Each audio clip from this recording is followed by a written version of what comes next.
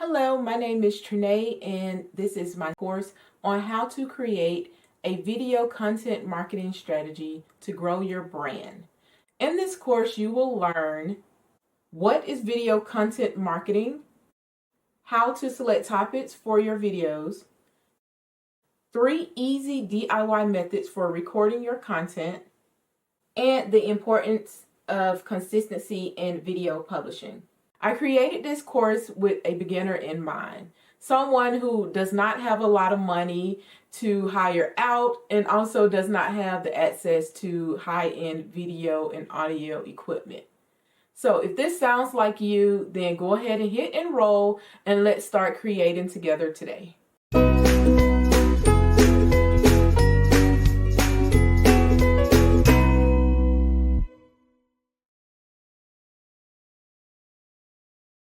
Hello and welcome to video one. What is content marketing? So we're going to jump right in and talk about what you will learn in this video. First, we're going to talk about what video content marketing is, the 5 must-have in successful video content marketing, and last, we're going to talk about the value of videos in branding. So, if you are a social media user, and more than likely you are, you've probably been exposed to video content marketing and didn't even realize it because it happens really smooth and sometimes you just don't notice it. I'll give you an example. I needed to apply some makeup. I'm not that great at makeup, you guys. I'll be 100% honest. And I wanted to know how to do this look, so I Googled it, and a video popped up on how to do a subtle smoky eye. And the video was on the Urban Decay's YouTube. And the makeup artist actually walked you through each step of creating this look. However, the marketing came in that they were using one of their products. Now, during this video, the makeup artist never said, go buy this product, ever. She kept her focus on how to create the look with the colors from this palette. However, after watching the video and seeing how she did it, I wanted that product. I was like, that would make it so easy for me to create this look. I know exactly what to do. I have a video that shows me step by step. All I need to do is go get the product. And I went and purchased the product. It was the Naked palette. And I spent my money, almost $40, $50 on the product. And I never had anyone say, go buy this product. However, they use video to add value into my life, and as a result, I started to like that brand. I got to know the brand and I got to trust the brand, and I went out and gave them my money. So that's how video content marketing looks in everyday life. So let's talk about exactly what video content marketing is. So, video content marketing is a strategy with a focus on attracting and retaining a targeted audience by consistently creating and distributing videos with valuable content in an effort to drive profitable customer action. That's the plain and simple definition. Now, let's talk about why videos are so valuable. So think about the one thing that most people have on them at all times that's constantly in their hand that they're looking at. Cell phones, right? Especially me. I have a problem. I know I need to put my phone down a little bit more than what I should, but I don't. And that's why videos are really awesome. YouTube says that video consumption increases 100% every year. That's a crazy amount of growth with people using their mobile devices to watch videos. So, why not, as a brand, use that time to market to those individuals using their phones? And if that doesn't move you, then how about the fact that 90% of online shoppers say that videos are helpful in buying decisions? Now, for me, years and years ago when Zappos first came out, one of the things that I loved about them was that you could see a model actually walk in the shoes that they were selling. Now, I like to see how stuff looks real time. I like to see more than a picture to see if the lighting is a little bit different when they're turning their foot another way. Y'all have been there before. You purchase something online, you get it, and you're like, yeah. Well, videos can sometimes help with that just because a customer can see how maybe a dress flows, or they can see how a shoe looks when you're walking on it. If it's a shoe that's probably going to flop up and down in the back or something like that. They can also see, like, take zero turn lawnmowers. When, like, I don't even cut grass, and I saw a video with a guy like making like wheelies in a lawnmower, and I was like, man, I want one of those. And my husband was like, why? And I was like, I don't know, I just want one. Like, look at the video. And last but not least, a video is worth 1.8 million words. A picture only worth 1,000. So as you can see, there is so much value in video, and it is up to us as marketers to find a way to make videos work for our brands. All right, so that's it for video 1. In video 2, we are going to define our targeted audience.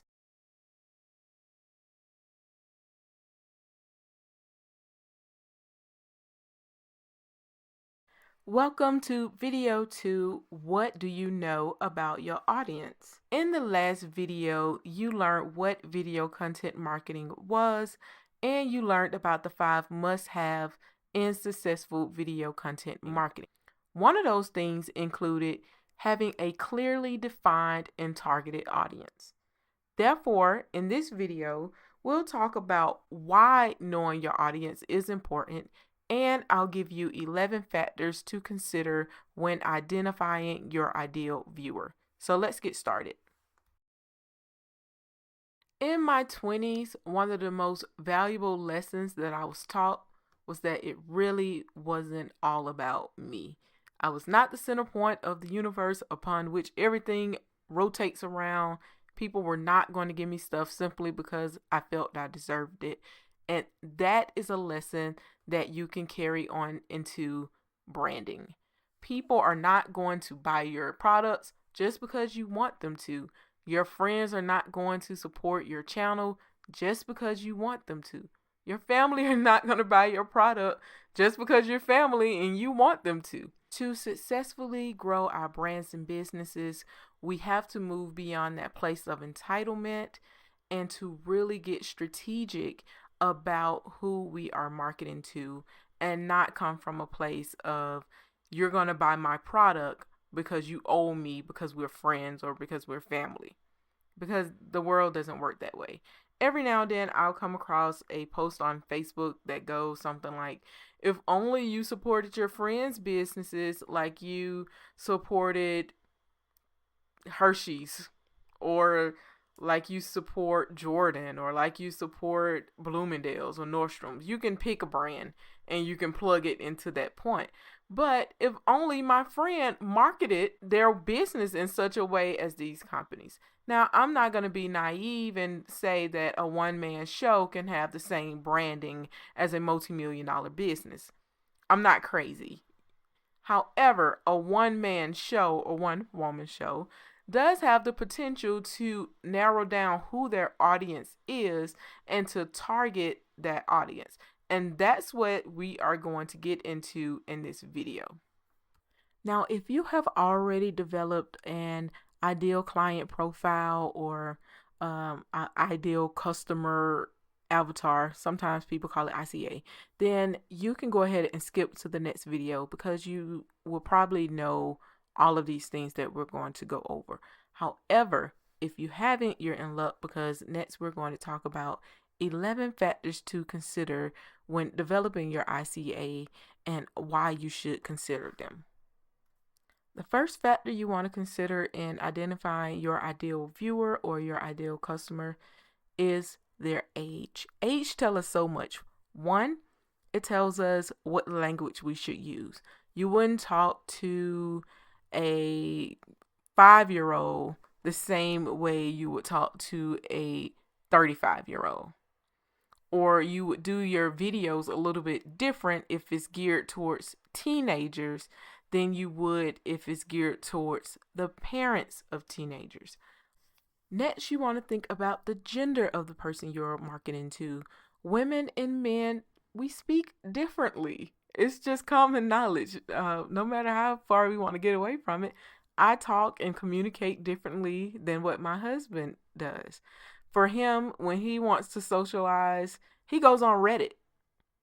I have seen Reddit before and nothing about it brings me in. However, I can look at Pinterest all day, and when he sees me on Pinterest, he's like, "What are you doing?"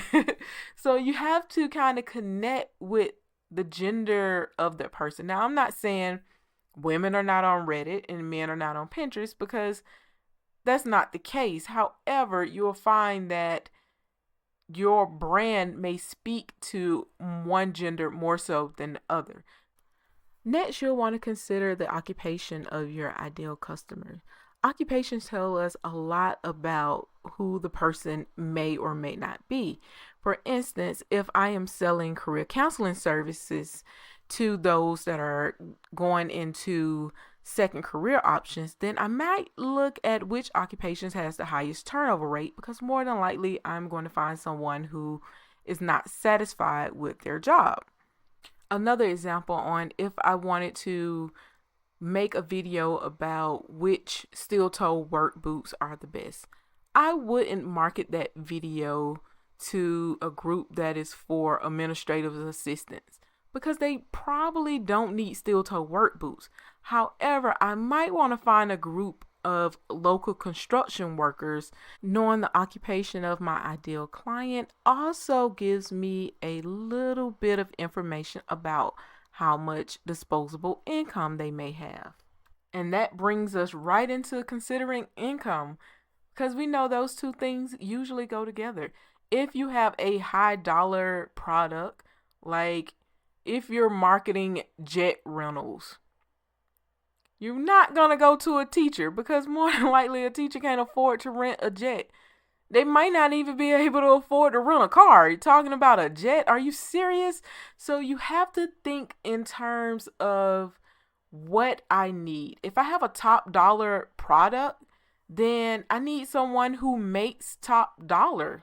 However, if I am getting my product to those who need to save on the budget, then I may go to someone who may have a lower income, and that's part of their struggle. They're struggling to make ends meet.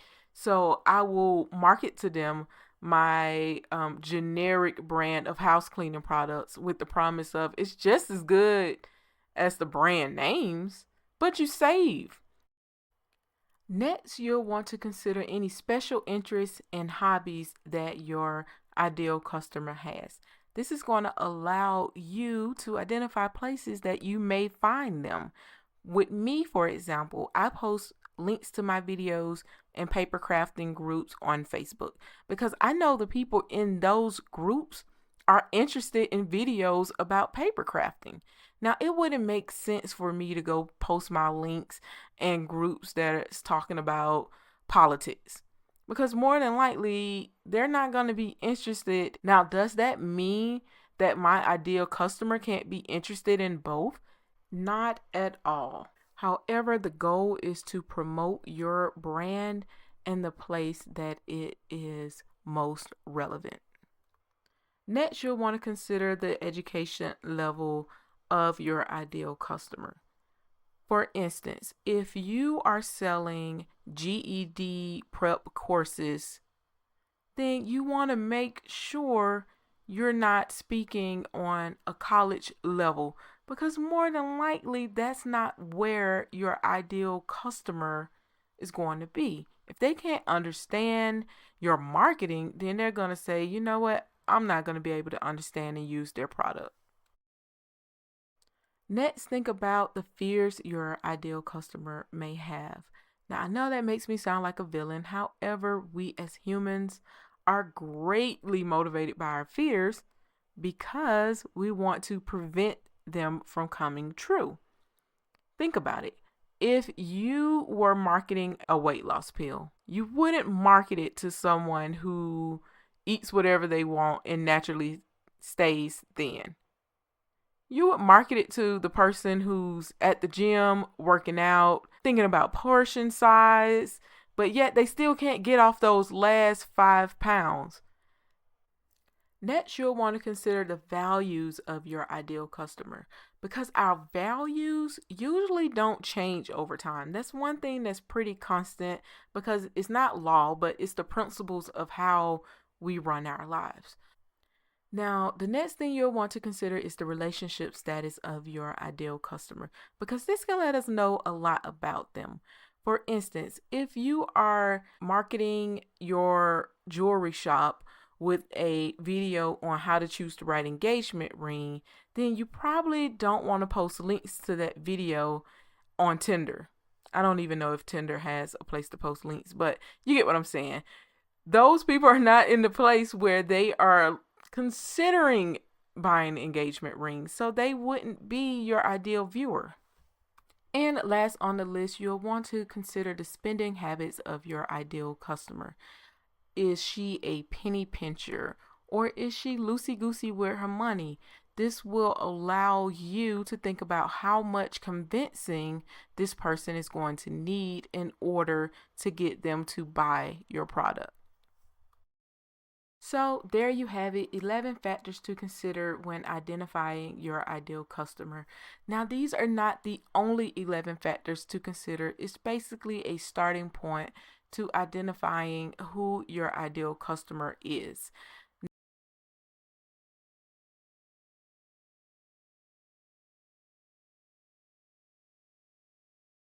Hi, and welcome to video 3, the 3 pillars of content. So far, you've learned what video content marketing is. You know the 5 must-haves for successful video content marketing. You know why knowing your audience is essential, and you have considered 11 factors to identify your ideal viewer. In this video, you're going to learn the true purpose of your content. We'll talk about the 3 pillars of good content, and I'll introduce you to a goof-proof way of producing content that your audience wants to hear. Last, we'll talk about 5 go-to themes that can be applied to any business. So let's get started. Your content will serve 3 main purposes. First, your content helps others get to know you. This is your way to introduce yourself and to let people know that you exist in the world. The second purpose of your content is to get others to like you. This is a time for you to build meaningful relationships with those who are interested in what you have to say. The cool thing is that when you first start out, there are not as many eyes on you. Therefore, you have time to be a little bit more personal with the people who follow you. For instance, on my YouTube channel, I have a small following and I have the opportunity to respond to people when they leave me comments. I can actually get to know some of the people who are following me through chatting and through messages.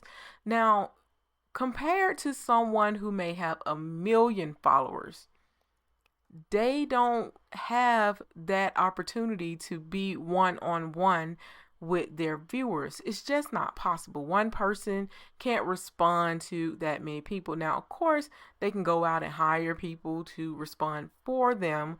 However, sometimes you lose that connection once you get to that point. So if you are just starting out and you're thinking, I only have 3 people that follow me and one is my mama, don't worry about it. Focus on those who are there for you now and build a relationship with them. I guarantee you it'll pay off in the end. And the final purpose of your content is to get others to trust you. When people trust us, they're more likely to opt into our list or to invest in something that we are selling. Next, let's consider what makes good content good. The world is filled with BS content. You don't want to contribute to that. You want your content to be so good that when people see it, they actually want to view it. And I'll give you an example from my life. A couple of years ago, I was following this fan page on Facebook for this website that was geared toward providing women with like current event facts and different fashion advice, beauty advice. It talks about politics and just women issues. And it was a great website. I loved it. But as it continued to grow, they seemed like the writers got so focused on just producing content every day that it turned into crap. And it, to me, in my opinion, I felt like they spent a lot of time on headlines so they can put it on their Facebook page to link back to their website. But when you clicked on those links and viewed the content, it was complete crap. As a result, I unsubscribed from their page because it was a waste of my time, and I just don't have that type of time and energy to waste on crap. So you want to make sure that your content is good because people will get to know you, they will get to like you, they will start trusting you and reading your content, and then you will produce something that's not so good. They may give you a chance, and then you do it again, and then they unsubscribe. So all of this stuff really works together. So the first thing you want to do is to make sure that your content is valuable. Does it solve a problem in the person's life? And is it usable? Now, value can be more than just educational value. It can be something that's inspirational. It can be something that brings joy. It can be something that brings humor and laughter. All of those things are emotions or things that we value. In addition, it could be something that helps with financially saving money. Think about those websites that are geared toward helping people become coupon shoppers. That is value. So whatever you're producing your content on, whatever topic, make sure that it is valuable to your ideal reader or your ideal viewer.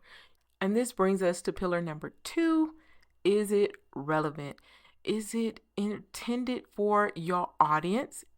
And does it reflect your brand? And I'll give you a goof-proof way of making sure you produce relevant content that your audience will want to watch. And it's so simple, it's mind-blowing. All you need to do is ask your audience. Ask the folks who follow you, what do they want to see from you? I promise you, people will let you know what they like and dislike. The last thing is you want to make sure your content is engaging. Does it resonate with your intended audience, and is it personable? The worst thing you can sit through is something that is valuable and relevant, but is boring as heck. Think about those old college lectures where you had the professor in the front of the room just going through, talking monotone about something you don't really care about. You don't want that for your videos. Make sure that when you do your videos, that is something that people can connect to, and that you let your personality shine, and that you are being yourself.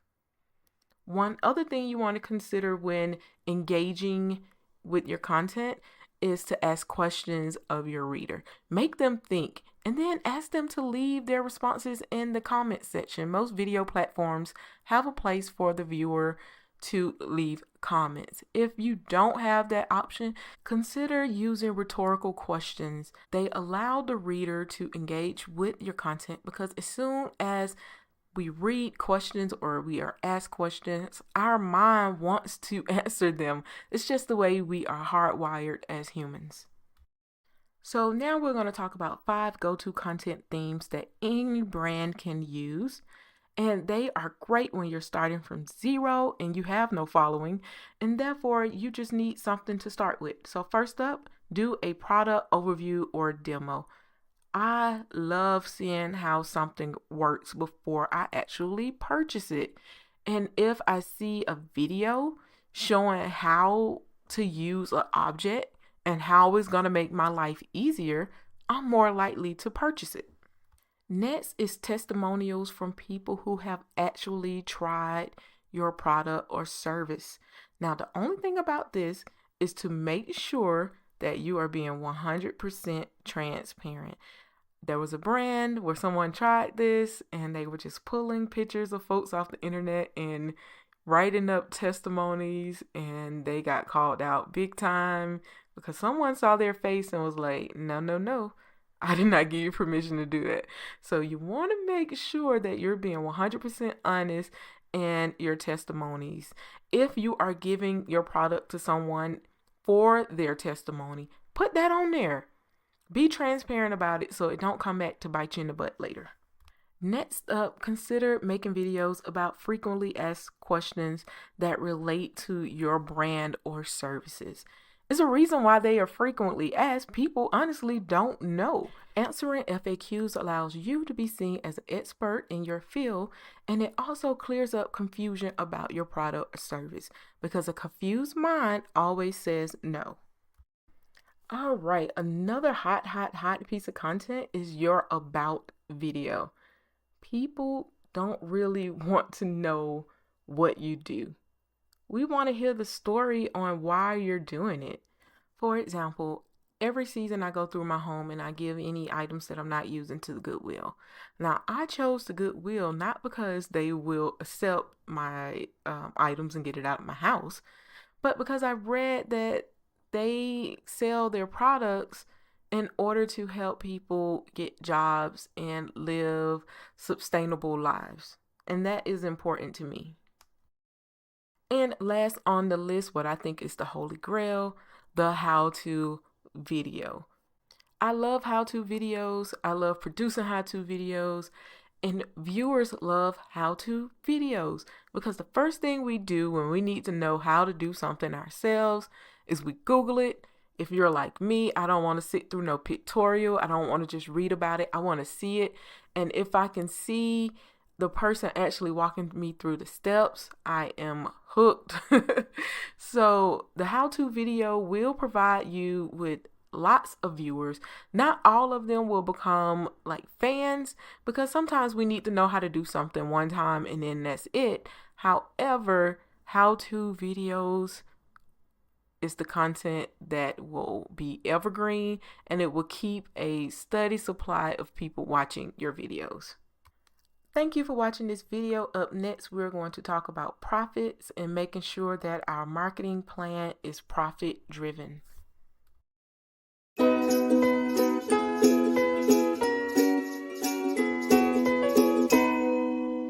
Welcome back to video 4. What is your end game? So far, you've learned what video content marketing is. You know why you must know your audience and you know who your ICA is, and you know the keys to good content. In this video, we'll talk about the end goals of video content marketing. I'll introduce you to the 3 people you'll interact with during your sales process. I also go over what the heck a sales funnel is and why you need it. And last but not least, I'll tell you the call you must make in order to be profitable. Whether you're just starting your business today or looking for new ways to market your brand, the ultimate end goal is growth. Let's be honest, no one wants to be stagnant in their business. So today we're going to talk about growing your followers and growing your sales. Because in the end, if it's not making money, then it's just a hobby. You may be wondering, how do I achieve this growth? And the answer to that question is all in your sales funnel. So what is a sales funnel? A sales funnel is basically your roadmap to get into your end goal. This is how I go from saying, hello, my name is Trinae, and I help women cultivate joy and clarity in their lives through crafting, to saying, thank you for purchasing my e-course. The process contains 3 tiers, which is defined by 3 particular roles. In every funnel, we begin with leads.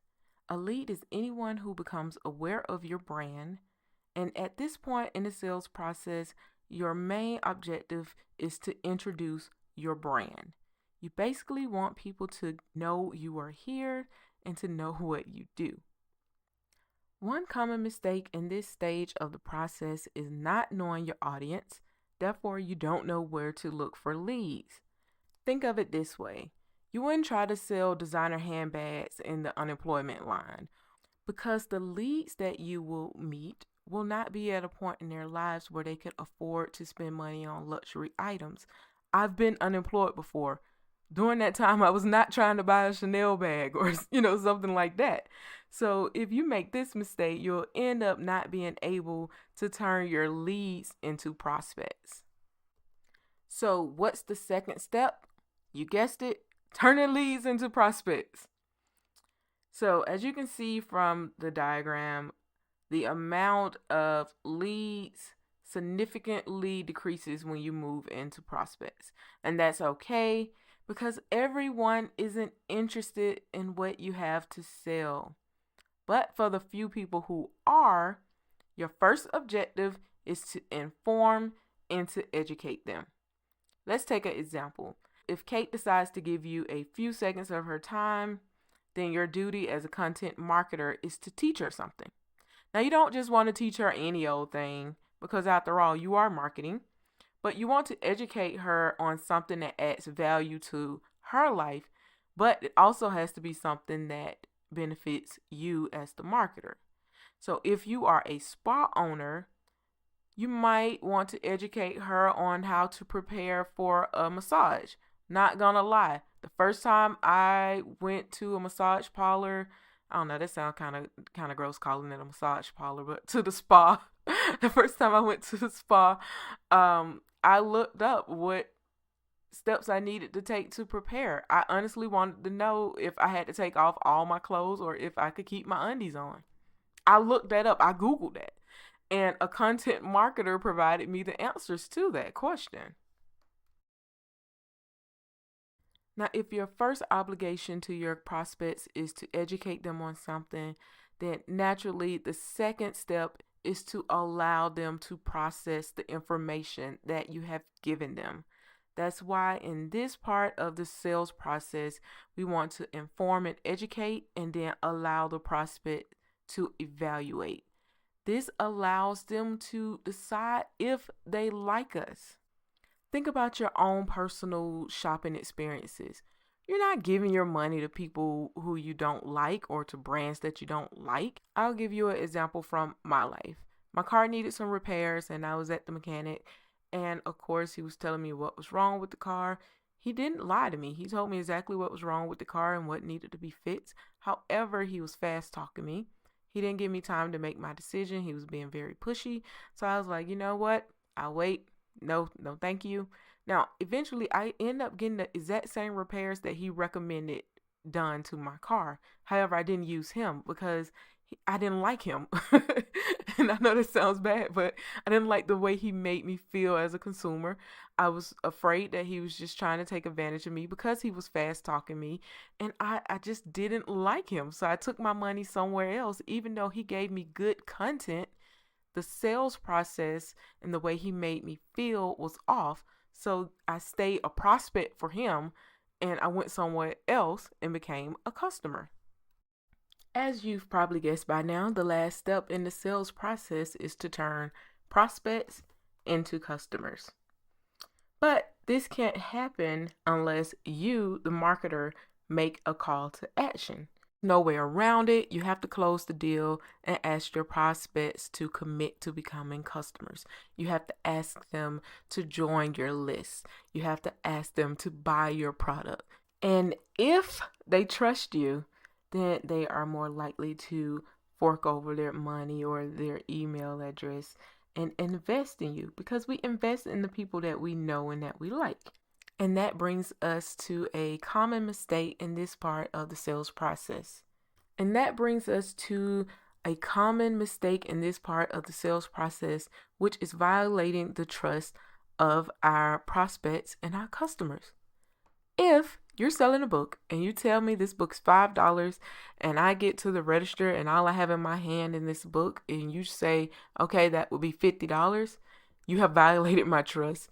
You have not been transparent with me. And honestly, I'm thinking that you're kind of shady, and I'm going to say, you know what? You keep your book. This happens all the time. Or it could be an example where I buy your product, you tell me something is going to work and it doesn't. And I come back and I say this product doesn't work for me, or it just doesn't work at all. And you say, well, that's your problem. And you had like a money back guarantee and it's my problem and you don't want to give me a refund, then you just you basically just stop that person from becoming a repeat customer. So it's very important that we respect our customers and that we honor the trust that they are giving us and that we hold that as a sacred relationship. Now that you have a general understanding of sales funnels, I'm going to walk you through my own personal funnel that I use for growing my brand. So I start off with my leads, and I capture leads by posting projects to Facebook, Instagram, Pinterest, all of that good stuff. And what I do is when I post my pictures and stuff, I make sure that they have a link that goes back to my YouTube channel. Now, if someone clicks that link, they can watch the full length video of how I made that particular project. After watching videos, they may say, okay, I like her, I like the personality, I like what she makes. I'm going to go ahead and subscribe to her channel. Now they keep watching videos, and then they see one of my videos where I offer them free weekly scrapbooking prompts delivered right to their mailbox. All they have to do is sign up for my mailing list. And that is where they have to make a commitment and decide whether they want to opt into my list. And that's how my brand continues to grow. Now, if you're thinking, well, Trinae, they subscribe to your YouTube channel, why do you want them on the list? That's because I don't own YouTube. At any given day, YouTube can say, we're kicking you off, we're closing your channel, and I have no way to reach out to those folks. However, if YouTube decides that they no longer want me on their platform and they give me the boot, I at least have all these mailing lists where I can say, hey, here's my new location. You can watch my videos here. And that gives me a little bit of control. So that's why I consider my brand growth based on the numbers that I have on my mailing list instead of the numbers that I have on my different social media platforms. They both are important. However, one gives me a little bit more control than the other.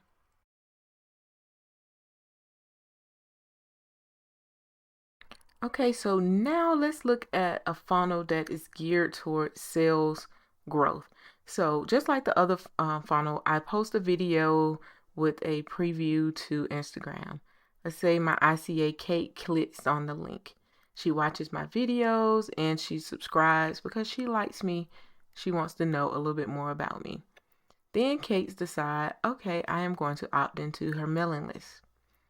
From there, Kate receives my weekly scrapbooking prompts, and then one day she receives my offer or my call to action to purchase my e-course. She goes to my sale page, she likes the e-course, and she buys it. That's how she went from becoming a lead to a prospect to a customer. All right, so if you are the type that don't have any particular products to sell, then you probably are in this for personal branding. So let's take the good old example of applying for jobs because you're a professional and you need other people to see you as a professional. So what do? You go out and you send resumes and you apply for jobs. However, that's not enough. Everybody does that, right? When your potential employee sees your resume, they're going to see a link that has your eFolio. They're going to go to it, click it, and guess what? They're going to see an awesome video, which you wanted. So they're going to say, this video is so awesome. I want to meet this person in my office. They call you in for an interview. You interview with them. They are blown away. However, they have to interview other people and they have to evaluate you against other people. However, they like you. And then they decide to give you a job offer. The cool thing about sales funnels is that although we think of it as a business concept, it can be applied into so many different areas of our life. A lot of people don't think of just applying for a job as a process that needs a funnel. However, it is because you are selling your level of expertise to another individual. The same thing goes with some of your hobbies and interests. You're trying to sell other people on it. Whether you're trying to get your wife to go fishing with you and you're trying to sell her on how much fun fishing is going to be, or you're trying to sell your children to eating their vegetables. It is my hope that this video has shed some light about sales funnels and that you have a better understanding of them. Now, if you have a sales funnel already, then great, you're one step ahead. However, if you don't worry.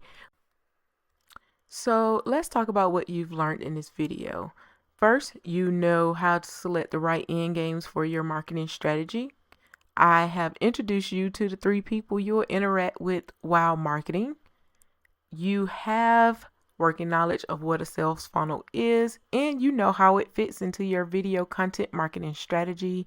And last but not least, you understand why you must make a call to action and how they will impact your profit goals. Up next, we're talking creating your videos. Yay! The entire reason you signed up for this course is going to be fun. I'll see you there.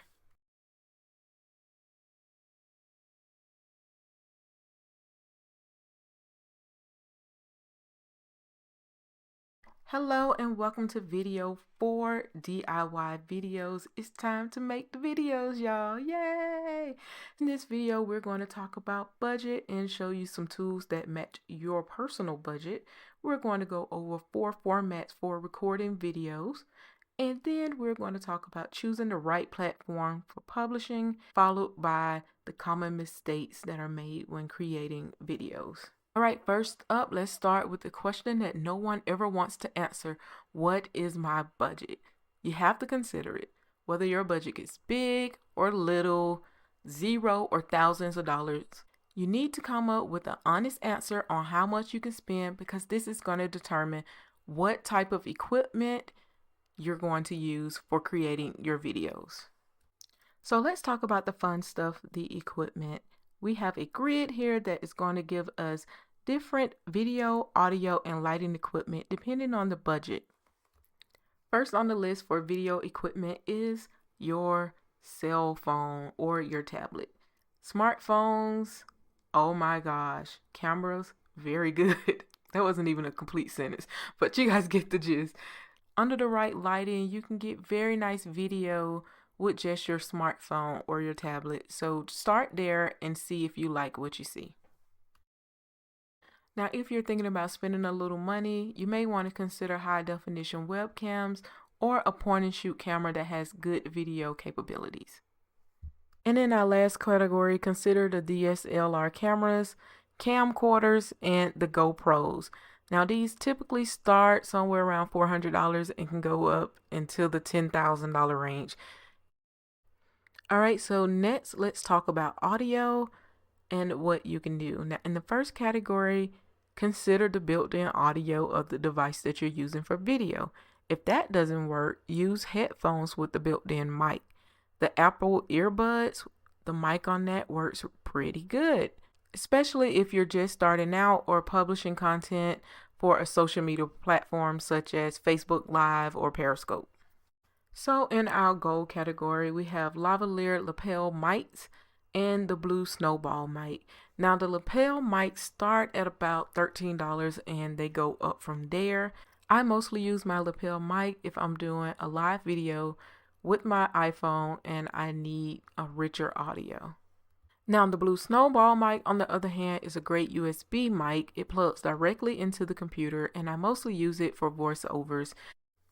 Now, if you're willing to spend a little bit more money and you're using a DSLR camera, you can grab a shotgun mic. These are mics that plug directly into your camera and they start at about $100 and they do provide really good audio. Another option is standalone audio recorders. These can capture like top-notch audio, but for me, I feel like they are not very user-friendly, because after recording the audio, you have to try to match it to the video to make sure that the sound and the movement of your lips are in sync. All right, so let's talk about some lighting options.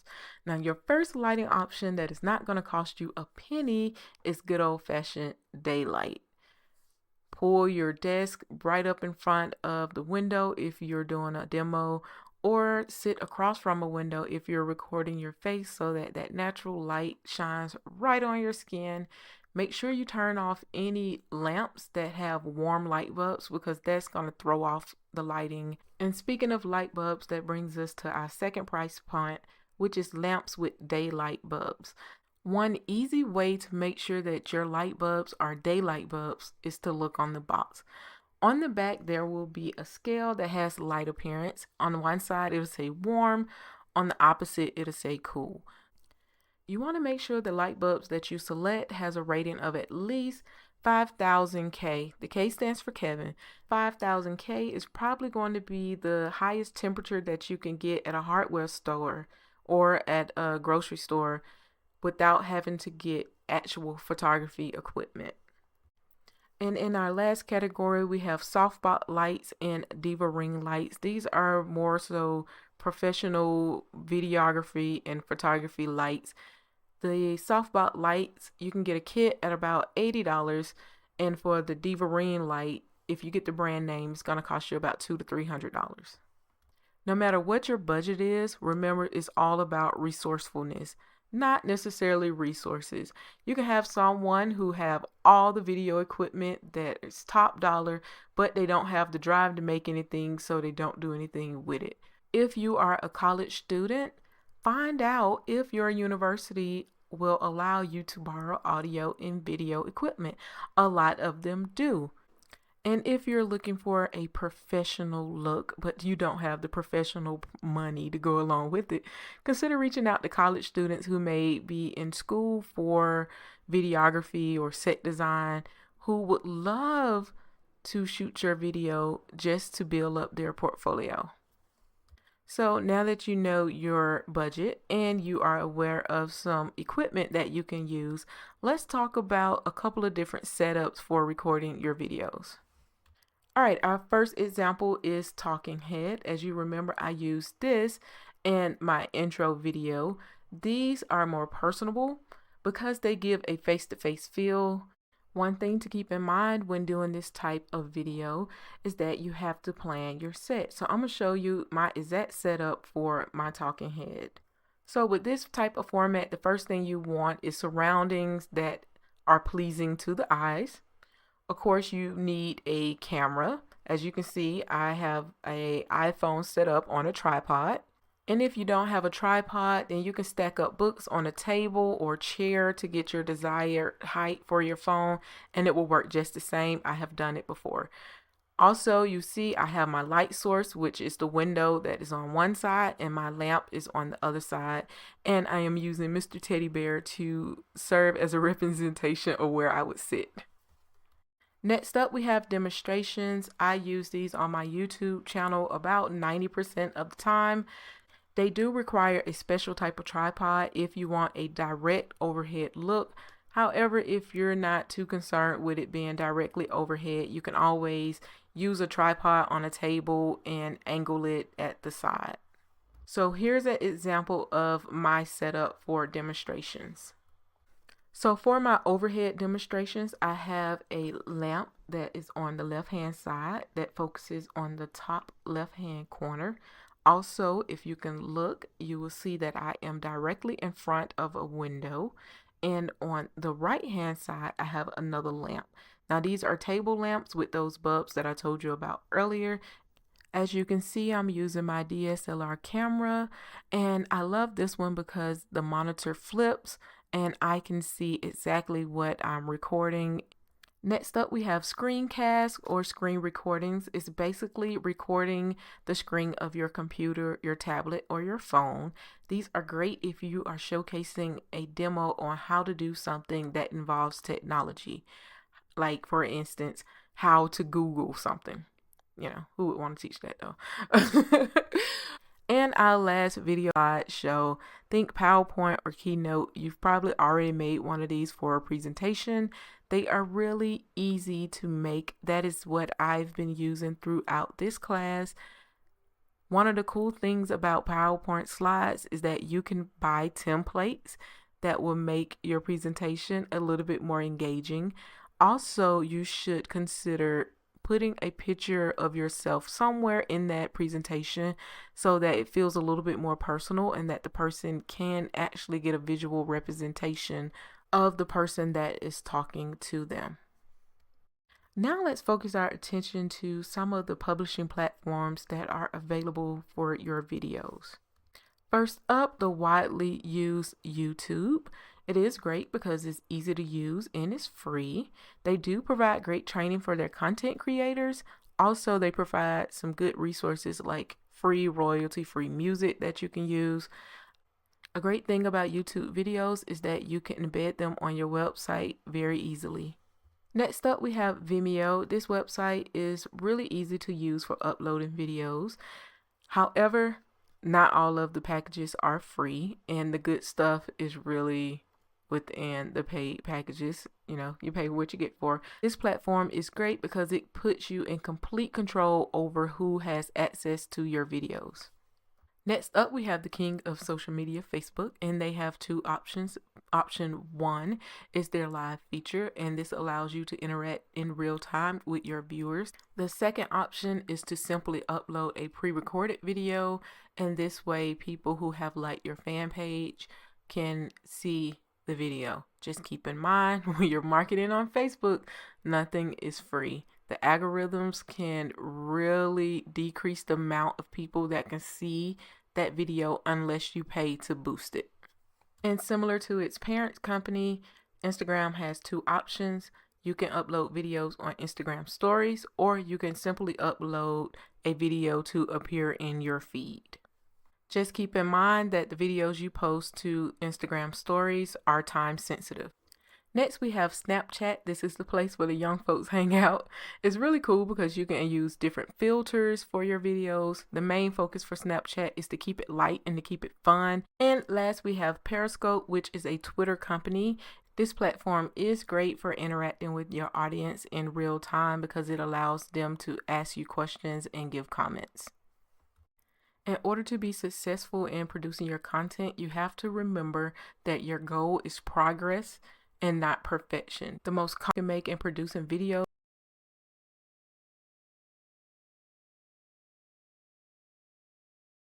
Hello and welcome to video number 6, consistency in video content marketing. In this video, we're going to talk about the importance of consistency in your marketing strategies.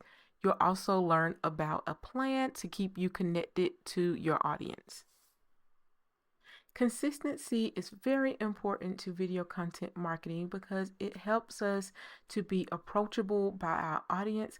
The more they engage with us and watch our videos, the more likely they are to leave comments or ask questions and build a relationship with us. Also, consistency helps us build our brand's style. Think about the consistency that you see in Target and Gap commercial. Their style is so consistent that you can identify their videos before you even see their logos. Next, consistency helps us to be credible within our field. By consistently producing content on a similar subject, you show that you have an in-depth understanding of your field. Lastly, by having a consistent publishing schedule, you show that you are dependable because your audience can depend on you to publish when you say you will publish. Think about TV shows. What if your favorite show came on at a different time every week? You probably would stop watching it because you can't depend on it to be there. Developing an editorial calendar is essential in making sure that you have a consistent publishing schedule. To be successful, your editorial calendar should include 4 areas. First, content production, content